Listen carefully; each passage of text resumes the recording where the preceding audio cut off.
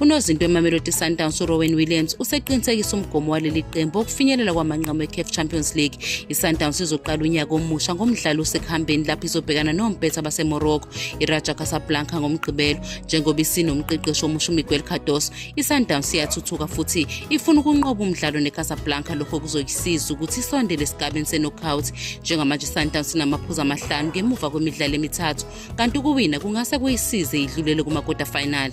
uWilliams uzibophezele ekusizeni iqembu ukuthi lifinyelele imigomo yalo, okuhlanganisa nokuwina ileague nokwenza kahle kuFIFA Club World Cup. Ngokwakhe ufuna ukuqhubeka eziphonsela inselelo futhi athuthuke.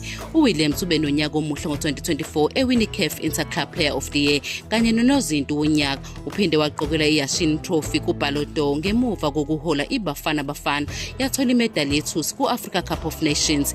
uWilliams ubheka emuva ku-2024 futhi uthi ukunqoba imedali ku-AFCON kube yinto egqamile njengoba kuhlanganise izwe. Uphinde wancoma ozakwabo uDennis Onyango noThemba Zwane ngokumkhombisa indlela yokuba umholi ngaphandle nangaphakathi kwenkundla.